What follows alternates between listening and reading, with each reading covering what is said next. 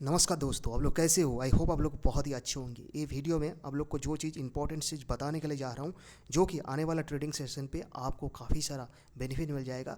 सिर्फ ये नहीं, आपको साइकोलॉजिकल पे ऊपर बहुत स्ट्रेंथ मिल सकता है। लेकिन अभी का टाइम में कोई टेक्निकल एनालिसिस काम नहीं हो पा रहा है। लेकिन टेक्निकल पे कुछ नहीं होगा, पूरा ओवरऑल मार्केट देखे काफ़ी सारा गिर चुका है। लेकिन एक एक करके आपको स्लाइड के अंदर आप लोग को बताएंगे क्या एक्चुअली इसका सिनारी बना। सबसे पहले आप तो जानते ही होंगे, जो भी स्टॉक मैंने लेता हूँ और उसका प्रॉफिट भी मिलता है, आप लोग के पास शेयर करता हूँ। ऐसा कोई स्टॉक नहीं है जो मैं कभी शेयर नहीं किया।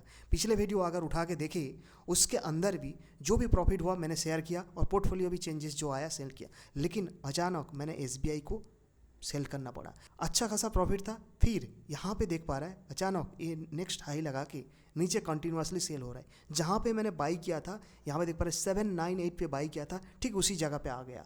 नियर अबाउट इसका 1% का आसपास मेरे को प्रॉफिट निकाल के बाहर निकालना पड़ा, क्योंकि सेंटिमेंट पूरा बदल चुका है। एक बात तो आप जानते ही होंगे, आपको मार्केट का ट्रेंड के साथ जाना है, ट्रेंड का अगेंस्ट पे कभी भी नहीं। इसीलिए आपको यहाँ पे टेक्निक सीखना है और ओवरऑल चीज़ ना, इसी वीडियो के अंदर आपको कॉन्सेप्ट पूरी क्लियर हो जाएगा। मार्केट क्यों गिर रहा है और क्या टेक्निकल एनालिसिस इसी सिचुएशन में काम कर पाएगा, आगे जाके और भी क्या गिर सकता है, पूरा डेटा के साथ आप लोग को आर्टिकल के साथ बताऊंगा, जो कि ओवरऑल पूरी एक कॉन्सेप्ट मिल जाएगा। ओके, तो आगे स्लाइड में बढ़ते हैं और आपको दिखाने के लिए कोशिश करते हैं। देखिए, ये स्लाइड में एसबीआई टोटल मैंने लिया था 76 क्वांटिटी लिया था, सबको पता है। लेकिन इसका जो हाई लगाया था, ए लेवल पे हाई लगाया था, ये यहाँ पे देख पा रहे हैं 863 पे हाई लगाया था। और नियर अबाउट देखो प्रॉफिट, मैं तो छोटा ही ट्रेडर हूँ, क्योंकि बहुत कम अमाउंट से इन्वेस्ट करके काम कर रहा हूँ, तो इन्वेस्टमेंट वैल्यू था यहाँ पे डायरेक्टली देख पा रहा है और अच्छा खासा प्रॉफिट भी बन गया था। ओके, लेकिन अचानक मार्केट गिरने लगा और रुका ही नहीं है। लेकिन मैं सेंटीमेंट और प्यार मोहब्बत इसी स्टॉक के ऊपर नहीं रखा। लेकिन मार्केट, देखो एक चीज़ सोचो, मैंने एग्जिट क्यों लिया, इसका क्या कॉज है। एग्जिट इसीलिए लिया, अगर मार्केट यहाँ पे ख़त्म नहीं हो रहा है और यहाँ पे ही जाएगा तो 900 पे, मैं 900 के आसपास जाएगा तो मैं प्रॉफिट अच्छा खासा मिलेगा। और दूसरा टाइम मार्केट ख़त्म नहीं हो रहा है, आगे तक मार्केट रहेगा। अगर देखो एक प्रॉफिट, अभी कुछ तो प्रॉफिट है बचा हुआ है, वो प्रॉफिट से अगर निकल जाऊँ, ये जो 60,000 के आसपास मेरा जो मनी है, वो दूसरा स्टॉक के अंदर इन्वेस्ट कर सकता हूँ। ऐसे एक से दो स्टॉक है जो मार्केट के अंदर डाउनफॉल पे है, अगर वो सही जगह पे है तो इसी कैपिटल को मैंने एवरेज करके निकाल जाऊँगा, ये अपॉर्चुनिटी मिलेगा। दूसरा, अगर एसबीआई जहाँ से मैंने बाई किया था, अगर यहाँ पे देखें, देखो इसी लेवल पे मैंने बाई किया था, ये जो येलो कलर का लाइन है, इसी लेवल पे मैंने बाई किया था। लेकिन अगर अचानक मार्केट गिरते गिरते आसपास तो आ चुका है, यहाँ पे अगर रुका नहीं फिर नीचे आ गया, तो मैं हाफ क्वांटिटी यहाँ पे फिर से बाई करूँगा। अगर जब मौका मिलेगा तभी यहाँ पे बाई करेंगे और 1-2% 3% जो भी आएगा यहाँ पे बुक कर लेंगे, क्योंकि अभी का सिनारी एक साथ मिनिमम 6% 10% प्रॉफिट आपको नहीं मिलने वाला है किसी स्टॉक के अंदर। क्योंकि ये जो स्टॉक है, ये कोई पेनी स्टॉक नहीं है, ये लार्ज कैप स्टॉक है, जिसके अंदर मोमेंटम बहुत धीरे धीरे होता है, गिरता है बहुत फास्ट, यहाँ पे देख पा रहा है। लेकिन जब प्रॉफिट आता है ना, बहुत स्लो एंड स्टडी होता है। आगे बढ़ते हैं, देखो यहाँ पे देख पा रहा है बैंक ऑफ बड़ौदा, कुछ क्वांटिटी है, इसको छोड़ दो, आगे जाके बताएंगे। और हिंडाल्को भी है। यहाँ पे देखो एसबीआई 76 क्वांटिटी और बुक किया था 0.92% में, नियर अबाउट तो 560 रुपीज़ मिला, कोई बात नहीं। लेकिन अगर आपके पास ऐसी सिचुएशन हो रहा है, इसी सिचुएशन में कम से कम 500 रुपीज़ तो प्रॉफिट है। अगर ये रेट में अगर बदल जाए ना, बहुत बुरा लगेगा यार।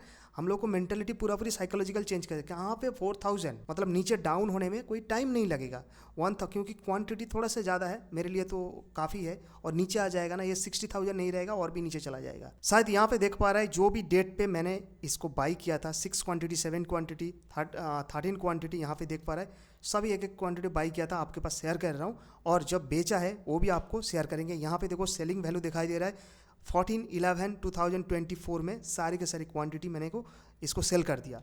दूसरा जगह में देखो बाई वही भी दिखा रहा है और कुछ नहीं है। अच्छा, इसके ऊपर, इसी डेटा के ऊपर आगे बढ़ते हैं, ये क्यों मार्केट के ऊपर इतना क्राइसिस आया। सबसे पहले देखो, जो चीज़ आप लोग को पहले बताया था, जब मार्केट के अंदर नियर अबाउट 90% स्टॉक तो गिरा है, उसके साथ सेक्टर वाइज देख, मैं एक एक सेक्टर को आप लोग को बताएंगे, जो सेक्टर काफ़ी गिर चुका है उसका करंट हाई से। सबसे पहले शुरू करते हैं बैंक निफ्टी से और उसके बाद जाएंगे न्यूज पे, ये क्यों एक्चुअली गिर रहा है, क्या रुकेंगे, मेन कॉज क्या है, इसके ऊपर पहले तो वीडियो बनाया था, आज पूरा डिटेल्स में आ जाएगा, वीडियो थोड़ा लंबी होगा। पहले शुरू करते हैं बैंक निफ्टी। बैंक निफ्टी यहाँ पे देखो पूरा इसका करंट हाई इसी लेवल पे था और यहाँ से लगातार सेलिंग होते जा रहा है, इसी लेवल पे आ चुका है, ये पोजीशन पे आ चुका है। ओके और ये एक सपोर्ट लाइन था। मैंने मेनी टाइम आप लोग को बताया था जे एसबीआई क्यों रुक के रखा था, क्योंकि बैंकिंग जितना भी सेक्टर था दूसरा सेक्टर से अच्छा परफॉर्मेंस किया था, क्योंकि इसके ऊपर अगर मार्केट जाता, इसके ऊपर एक ग्रीन कलर का क्लोज था तो मार्केट का पूरा सेंटीमेंट बदल जाता। लेकिन ट्रम्प आने के बाद वो सिनारी पूरी बदल चुका। कंटिन्यूअसली यहाँ पे देखो ये ट्रेंड लाइन को ब्रेक कर दिया, मतलब ये प्राइजेक्शन ही था और यहाँ पे रुकने वाला नहीं है, रुक नहीं रहा है। कहाँ पे रुकेगा वो किसी को नहीं पता है। देखो सबसे पहले बैंक निफ्टी देखो, बैंक निफ्टी तो ऑलरेडी बताया आप लोग को, लेकिन यहाँ पे बैंक निफ्टी देखो किसी सिचुएशन पे ये हाई था और हाई से कितना परसेंटेज गिर चुका है देखो अभी -8.34%। ऐसे करके एक एक करके आप लोग को सेक्टराइज दिखाएंगे कौन सी सेक्टर कितना गिर चुका है, तभी आप लोग को एक ओवरऑल एक नॉलेज मिल जाएगा क्या अभी मार्केट एक ही सेक्टर गिरा है ना सभी सेक्टर एक साथ गिर रहे हैं, इसका वजह क्या है। ओके तो -8.3% गिर चुका है। अच्छा दूसरा साइड में अगर आपको निफ्टी देखा है, निफ्टी कुछ दिन पहले एक वीडियो भी बनाया था और न्यूज़ भी पब्लिश अच्छा खासा हुआ था। यहाँ पे अगर देखें निफ्टी देखिएगा जरूर, निफ्टी जो ये जो ब्लू ग्रीन कलर का लाइन जो देख पा रहे हैं ना, जो भी कलर है यहाँ पे देख पा रहा है, तो ये लाइन है 200 moving average, 200 day moving average. और ये moving average near about 2023 I think April रहेगा, अप्रैल से जो ये कट गया लाइन कंटिन्यूअसली लगातार ये जो ट्रेंड चल रहा है ना, एक न्यू हाई लगाया और उसके बाद 200 मूविंग एवरेज के पास कभी नहीं आया। ये जो देख पा रहे हैं ना, ये इलेक्शन का टाइम था, ठीक आसपास आया था, लेकिन फिर बाउंड रिवर्स किया और ऊपर चला गया। और ये माना जाता है, लेकिन ये जो मूविंग एवरेज होता है, मूविंग जो एवरेज होता है, जैसे कि हम लोग प्राइस एक्शन में काम करते हैं सपोर्ट और रेजिस्टेंस के हिसाब से, सेम मूविंग एवरेज भी सपोर्ट और रेजिस्टेंस करता है। और यहाँ पे जब प्राइस इसके ऊपर है तभी इसको हम लोग मानेंगे एक स्ट्रॉन्ग सपोर्ट है।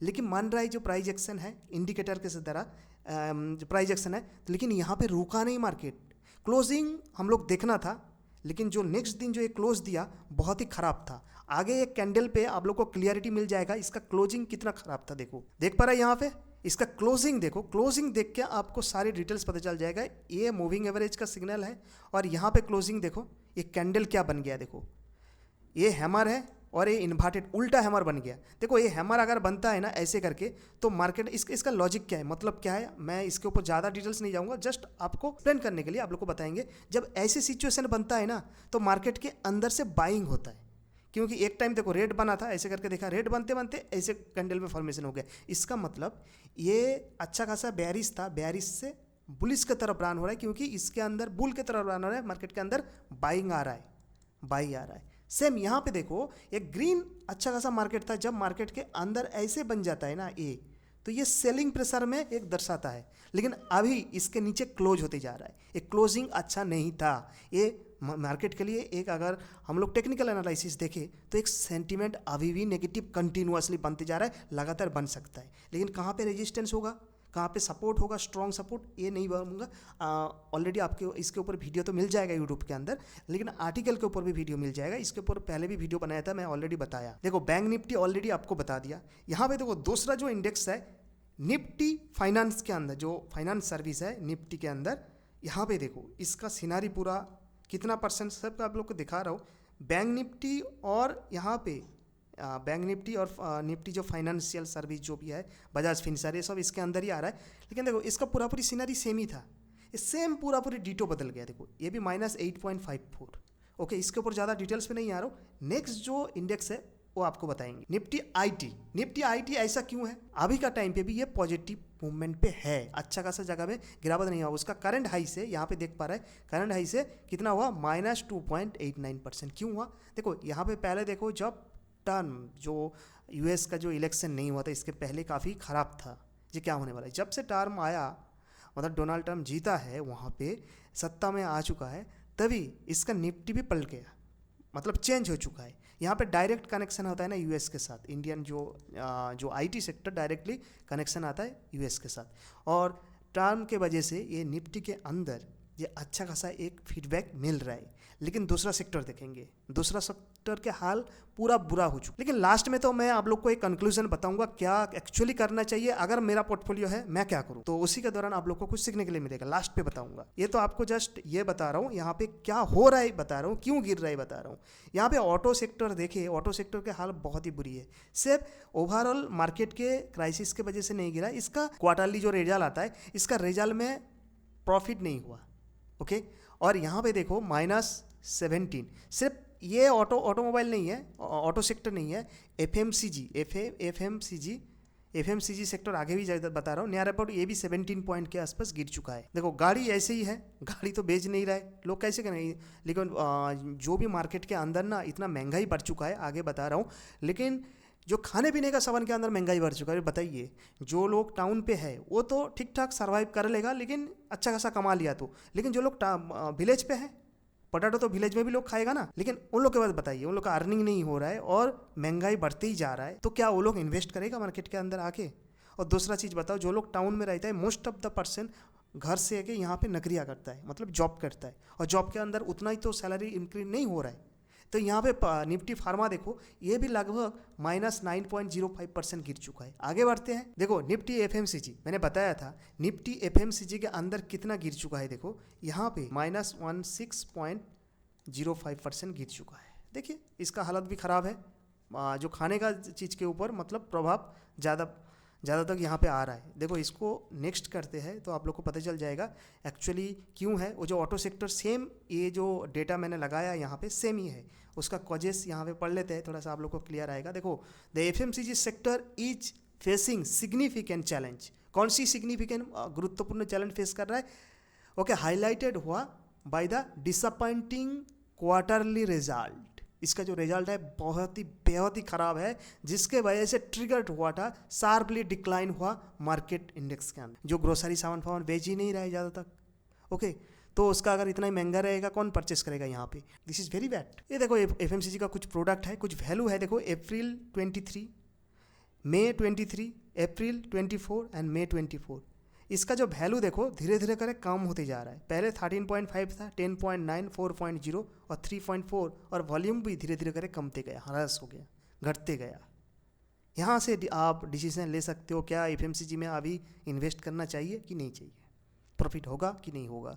जो लोगों ने लॉन्ग टर्म के लिए इन्वेस्ट करा है उसका बाद ही स्ट्रेटेजी अलग है। जो शॉर्ट टर्म के लिए, उसके लिए क्या करना है, क्योंकि वो तो प्रॉफिट तो मतलब पहली बार मतलब लॉस तो पहली बार देख रहा है।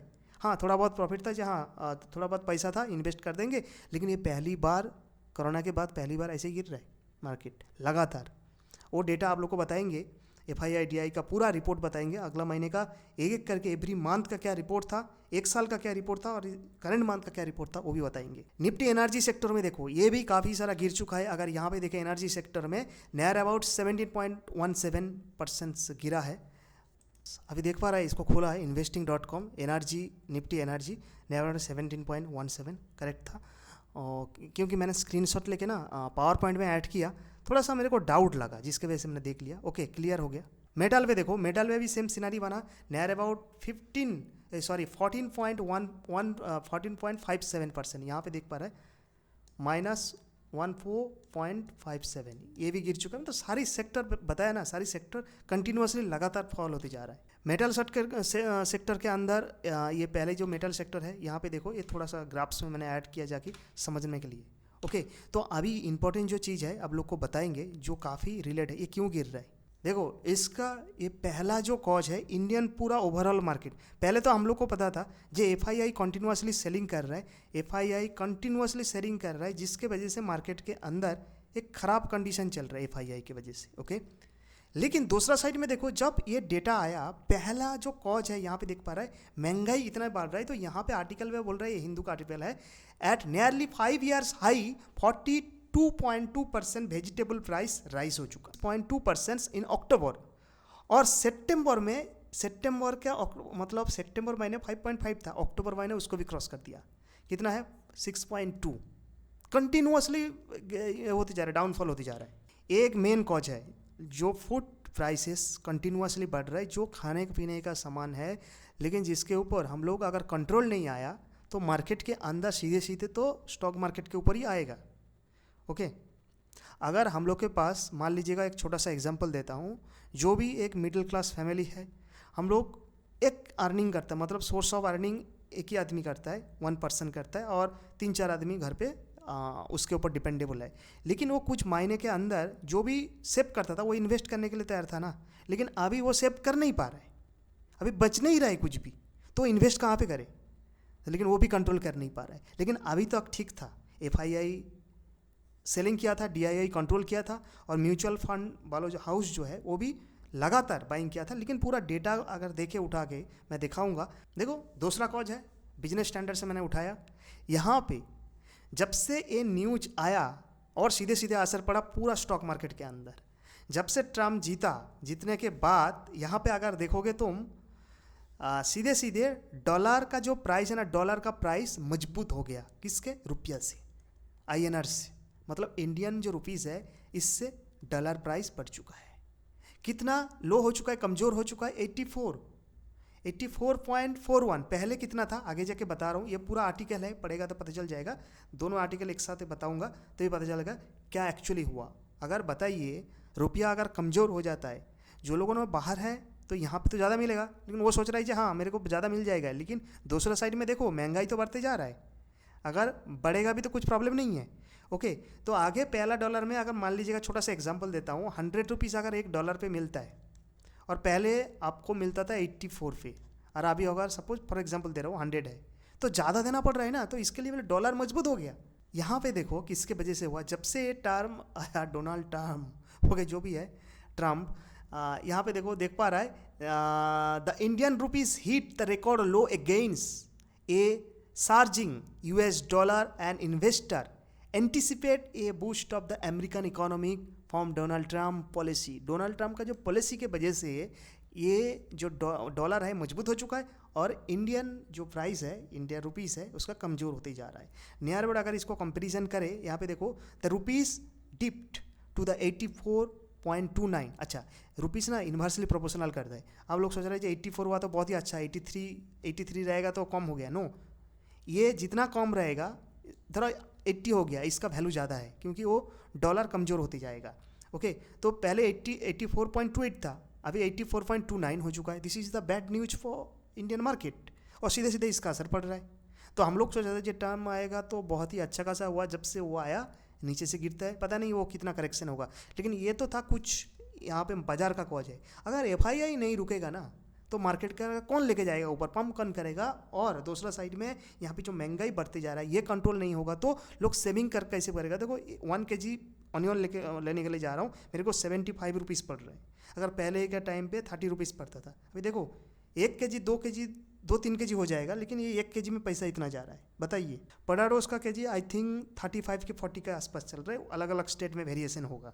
और दूसरा साइड में देखिए, ये तो कुछ था, उसके बाद FII DI का पूरा रिपोर्ट दिखाऊंगा, लेकिन दूसरा साइड में देखो, जो लोगों ने म्यूचुअल फंड के अंदर इन्वेस्ट करते हो, किंवा डायरेक्ट इक्विटी के अंदर इन्वेस्ट करते हो, उसका पोर्टफोलियो काफ़ी बदल चुका है। ये 21 और 10 का ये रिजल्ट है। यहाँ पे मेरा पोर्टफोलियो है, मैं दिखा रहा हूँ, छोटा सा पोर्टफोलियो है और म्यूचुअल फंड के अंदर। तो यहाँ पे देखे, इसको थोड़ा क्लिक कर लेता हूँ, और निकल गया। यहाँ पे देख पा रहा है प्लस 31.19% मेरा पोर्टफोलियो के अंदर अच्छा खासा प्रॉफिट बना था। लेकिन अभी का दिन पे, मैं आज वीडियो रिकॉर्ड कर रहा हूँ तो अभी कितना हो गया देखेंगे, आपको कंपैरिजन किया तो पता चल जाएगा। यहाँ पे देख पा रहा है पूरा फ्री क्लियर नज़र आ रहा है, कितना आज 16/11/2024, और इसका 25.68, कहाँ से 31 था कहाँ 25 हो गया, तो चेंज तो काफ़ी हो गया ना।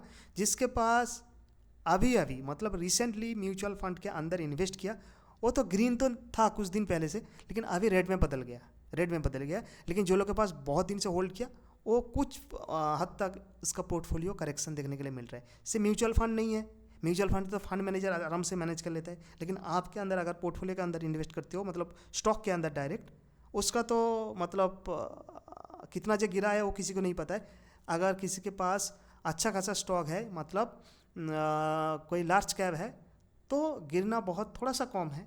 लेकिन जो स्टॉक बढ़ते हुआ स्टॉक के अंदर अगर कोई इन्वेस्ट किया तो काफ़ी सारा उसको लॉस देखने के लिए मिल रहा है। लेकिन घबराने का नहीं है, अगर आप म्यूचुअल फंड करते हो, लॉन्ग टर्म इन्वेस्टर हो, तो कंटिन्यूसली इन्वेस्ट करते रहिए। ये मार्केट के अंदर करेक्शन होते रहेगा, क्योंकि अभी का टाइम में जो यहाँ पे वैल्यू मिलेगा, सपोज 100 पे जितना क्वांटिटी मिलता था, तो 10 क्वांटिटी मिलता था, अभी 100 पे 20 क्वांटिटी मिल सकता है।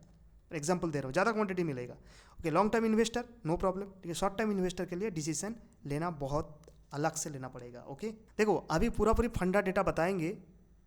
इस डेटा से आप लोग को कंपैरिजन, मतलब एक सोच सकते हो जो क्या चल रहा है हलचल। ये यहाँ पे FI DI का दोनों को कंपैरिजन करेंगे पूरा सालों का, मतलब जनवरी से लेके अभी स्टिल मंथ, और लास्ट जो मंथ है इस महीने जो चल रहा है उसका 1 से लेके अभी तक जो 16 है अभी बताएंगे, जो लास्ट जो क्लोजिंग प्राइस था वो बताएंगे। सबसे पहले देखो यहाँ पे ये जनवरी यहाँ से स्टार्ट करेंगे। एक जो बार है यहाँ पे, इसी बार को यहाँ पे एक साइड में FII है, और ये जितना भी वैल्यू देख पा रहे हैं क्रोर्स पे है, और दूसरा साइड में DI है। यहाँ पे सिंपल लैंग्वेज पे बताएंगे, जहाँ पे ग्रीन है ना बाइंग वैल्यू वहाँ पे ज़्यादा है। सिंपल, यहाँ पे देखो एक साइड में बाइंग है, दूसरा साइड में सेलिंग है।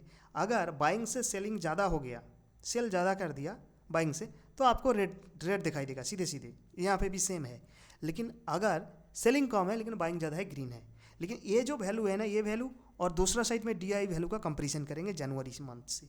ओके, तो यहाँ से देखिए पहले जनवरी मंथ से 2024 से लेके देखिए -35 की प्लस सेल हो गया था, डिफरेंस वैल्यू दिखा रहा हूँ। और दूसरा साइड में देखो 26,000 के आसपास इन्होंने बाई कर लिया DI। दूसरा साइड में देखो -15,000 प्लस सेलिंग किया। यहाँ पे देखो 25,000, 25,000 करोड़, काफ़ी डिफरेंस है। तो अच्छा था, मार्केट के अंदर एक बुल लेके आया, मतलब बूस्ट किया मार्केट के अंदर। मार्च के अंदर देखो यहाँ पे 3,000 के आसपास ये भी बाई किया, और दूसरे साइड में 56, काफ़ी ज़्यादा है। दोनों मार्केट को पंच किया, और यहाँ पे फिर से अप्रैल महीने में FII सेल कर दिया -35,000। लेकिन दूसरा साइड में देखिए क्या ये ज़्यादा परचेस किया, यहाँ से डिफरेंस ज़्यादा परचेस किया, 44,000 करोड़ से परचेस कर लिया, लेकिन कोई मार्केट के अंदर ज़्यादा असर नहीं पड़ा। यहाँ पे देखो मई महीने में देखो 42,000 ये सेल किया, लेकिन 55,000 ये बाई किया। यहाँ पे देखो जून महीने में देखो दोनों मिल के बाई किया 2,000 करोड़, और ये 28,000 करोड़। मार्केट के अंदर कैसे पंप कर रहा है देखो, बहुत ही अच्छा मार्केट था जून पे भी। जहाँ पे FII और DII दोनों मिल के बाई करेंगे ना, तो मार्केट के अंदर एक अच्छा खासा पोटेंशियल मिलेगा, अच्छा खासा बूस्ट मिलेगा। ऑलराइट, तो यहाँ पे अभी देखेंगे अप्रैल मई जून जुलाई अगस्त पे देखेंगे पूरा एक एक करके। ओके, तो पहले देखो अप्रैल महीने में मैं ऑलरेडी बताया यहाँ पे, और मई पे देखो, मई पे 42, 55 शायद बताया। जून तक मैंने कंप्लीट किया था। जुलाई पे देखो, जून और जुलाई दोनों मंथ है ना, दोनों मंथ पे दोनों ही FII और DII और FII दोनों मिलकर परचेस किया, और ये अच्छा खासा मंथ था, अच्छा खासा लोग प्रॉफिट भी बनाया। और अगस्त पे शुरू हुआ देखो यहाँ पे -20,000 का सेलिंग किया प्लस, और दूसरा साइड में देखो ये भी बाई कर लिया, कुछ प्रॉब्लम नहीं था। सितंबर महीने में भी कुछ प्रॉब्लम नहीं था, दोनों अच्छा से बूस्ट किया। लेकिन शुरू हो चुका है अक्टूबर मंथ से। अक्टूबर महीने पे यहाँ पे FII तांडव मचा दिया। 1,14,000 छोटा अमाउंट नहीं है, बहुत बड़ा है। और उससे कंपैरिजन में देखो 1,07,000, कहाँ पे 7,000 का डिफरेंस है। अगर दोनों का अगर डिफरेंस करे तो ये 14,000, 1 लाख कैंसिल होता है, 14,000 करोड़ और 7,000 करोड़ हब बचा है। कितना डिफरेंस है। नवंबर में देखो, ये तो नवंबर चल रहा है ना, तो नवंबर बार में पूरी सिनारी आप लोग को दिखाएंगे। पहला 1 नवंबर से लेकर शुरू करके 11 और 16 तक जाएंगे, कितना जितना दूर जा रहा है मार्केट क्लोज हुआ। पहला नवंबर देखो ठीक था, ज़्यादा कुछ सेलिंग नहीं किया था, -211 था, और दूसरा साइड में 300, दोनों मिलकर भाई सेल कर रहे हैं। चलो ये भी गलत, दो भाई मिलकर सेल कर रहे हैं, कुछ प्रॉब्लम नहीं है। लेकिन यहाँ पे देखो 4,000 के प्लस सेल किया, यहाँ पे 2,000 के आसपास बाइंग किया, सेलिंग का मूवमेंट बनती जा रहा है लगातार। यहाँ पे देखो FII एक बार भी यहाँ पे परचेस किया, ग्रीन पे आया, एक बार भी नहीं, लगातार सेल कर रहा है। यहाँ पे 2,000 के प्लस सेल किया, यहाँ पे 3,000 ये परचेस कर लिया, ठीक है चलेगा। और यहाँ पे 4,000 का प्लस सेलिंग किया, यहाँ पे भी 4,800 चलेगा, ये थोड़ा ज़्यादा बाई कर लिया। लेकिन सीनरी तो बन गया, यहाँ से 7 से पूरी साइकोलॉजिकल चेंज हुआ। लेकिन ये जितना सेल कर रहा है ये बेचारा बाई कर नहीं पा रहा है, लेकिन पता नहीं क्यों बाई नहीं कर पा रहा है। मार्केट के सेंटीमेंट पूरा नेगेटिव की वजह से ये भी खुद का जो कैपिटल बचा रहा है। ये कितना बाई किया, 1,786। दूसरा जगह में देखो 3,000 करोड़ सेलिंग कर दिया, लेकिन दूसरे साइड में देखो 1,700 करोड़ बाइंग किया। यहाँ पे देखो 11 नवंबर, ये भी देखो टोटल मिला देते हैं अगर -29, और आगे जाके स्लाइड में बता रहा हूँ, पूरी कंप्लीट नहीं हुआ, अब लोग को पता चल जाएगा। ये पूरा स्लाइड का पूरा रिजल्ट है। देखो 14 तक, 14 में क्लोज दिया, यहाँ पे देख पा रहा है शायद, और इसको कर लेता हूँ क्लीन। और यहाँ पे देखो नवंबर 6, 7, 8, 11, 12, 13, 14 कंटिन्यूसली लगातार सेल होते जा रहा है और कोई बाइंग का सिनारी नहीं बना। लेकिन हाँ 14 को जो था, 14 और 13 को था, ये 1000 था, लेकिन ये थोड़ा सा ज़्यादा परचेस किया, जिसकी वजह से मार्केट के अंदर तो थोड़ा सा पॉजिटिविटी लगा। लेकिन दूसरा साइड में देखो रिटेल ट्रेडर भी भाग रहा है डर के, क्यों क्या करे ऐसे सिचुएशन में, क्या मैं रुकूँ और नहीं रुकूँ। पूरा ओवरऑल मार्केट के अंदर पूरी सिनारी खराब बन चुकी। लेकिन देखो अभी का सिचुएशन पे आपको क्या करना चाहिए, अगर आपके जगह में रहूँ तो क्या करूँ। लेकिन इसी सिचुएशन में मेरा जो 2-3 स्टॉक है, क्योंकि माइनस पे चल रहा है, जैसे कि हिंदाल्को हो गया और दूसरा साइड में हो गया रिलायंस हो गया, रिलायंस एक हो गया, हिंदाल्को हो गया। अगर वो प्रॉपर पोजीशन में आते हैं ना, तो मैं वहाँ से कुछ एवरेज करने के लिए तो कैपिटल चाहिए। अगर कैपिटल नहीं मिला, जो कैपिटल मैंने सेल करके मिला उसको कैपिटल एवरेज कर पाऊँगा, और जही प्रॉफिट थोड़ा बहुत होगा मैं वहाँ पे आगे के लिए निकल जाऊँगा। अगर सही पोजीशन फिर आएगा मैं एंट्री करूँगा, एक हो गया। दूसरा, अगर आपके पास कुछ प्रॉफिट है तो मैं तो निकाल जाऊँगा भाई, मेरा पॉइंट ऑफ व्यू से। अगर आप लॉन्ग टर्म के लिए कर रहे हैं तो इट्स ओके, नो इशू। अगर किसी स्टॉक में फंस चुकी हो, अगर वो स्टॉक बहुत ही अच्छा है फंडामेंटली, लॉस में निकालने का नहीं। आप अगर कैपिटल है एवरेज करें, नहीं तो होल्ड करें, ओके। और कितना, क्योंकि इतना मार्केट नहीं है, जो मार्केट क्रैश हो चुका है, ये वर्ड अभी तक नहीं आया।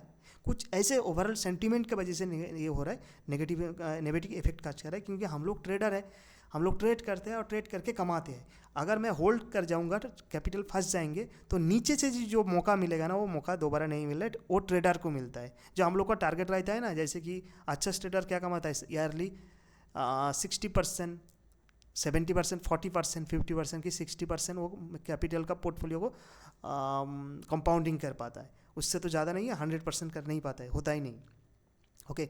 तो ऐसा सिचुएशन बनेगा, जब नीचे मौका रहेगा तभी आराम से एंट्री करने का। लेकिन बोलने का बात बहुत ही ईजी होता है, लेकिन करना बहुत डिफिकल्ट होता है। लेकिन ऐसे अपॉर्चुनिटी मार्केट को फॉलो अप करें, न्यूज़ के साथ कनेक्टेड रहिएगा ज़रूर। और अगर आप कैपिटल आपके पास है, फंसा नहीं है, सोच रहा है क्या एंट्री कर जाओ, बिल्कुल नहीं है। अगर एंट्री भी करते हो, प्रॉपर सही जगह पे एंट्री करें, जो स्टॉक अच्छा है और अच्छा प्राइस एक्शन जैसे बन रहा है, एंट्री करके 1-2% का छोटा छोटा प्रॉफिट लेके निकल जाए, क्योंकि मार्केट एक मौका देगा। आप सोच रहे हैं हाँ आज तो मार्केट उठ गया मतलब पूरा उठ जाएगा ऊपर, नहीं, कोई इसी सिचुएशन में निकालने के लिए कोशिश करेगा तभी मार्केट और ज़्यादा गिर जाएगा। जब तक FII, ये जो दिख रहा है ना FII, कंट्रोल पे नहीं आएगा, DII कंट्रोल कर नहीं पाएगा। और दूसरा साइड में देखें म्यूचुअल फंड हाउस के अंदर जो सोचो, जो लोगों ने इन्वेस्ट किया था तो वो तो कर रहा है, लेकिन उनका इन्वेस्टमेंट वैल्यू भी कम हो जाएगा, क्योंकि महंगाई जो बढ़ चुका है ना, वो खुद को कंट्रोल कर नहीं पा रहा है, खाने पीने का प्रॉब्लम हो रहा है, तो दूसरा जगह में इन्वेस्ट कैसे करे। तो ये कॉमन सेंस, हम लोग को कॉमन थॉट से अगर देखें, किसी को भी पूछ लो जो ट्रेड नहीं करता है क्या इन्वेस्ट करेगा, वो लोग नहीं अभी तो नहीं करूँगा भाई, क्योंकि मार्केट डाउन हो चुका है। इसीलिए पूरी सेंटीमेंट का आगे कोई टेक्निकल एनालिसिस नहीं काम करेगा, ओके। मार्केट कितना भी फंडामेंटली स्ट्रांग हो वो तो बाद में जाएगा, लेकिन अभी के लिए करेक्शन तो होगा बॉस। और थोड़ा भी अगर ऊपर जाए, जहाँ कुछ प्रॉब्लम नहीं है, लेकिन थोड़ा सा प्रॉफिट है, it's okay, no issue. Video लंबी बन रहा है, यहाँ पे एंड करते हैं। अगर कोई अच्छा खासा न्यूज़ मिलता है आपको एक तुरंत वीडियो बना के पोस्ट कर दूंगा। तब तक के लिए बाय।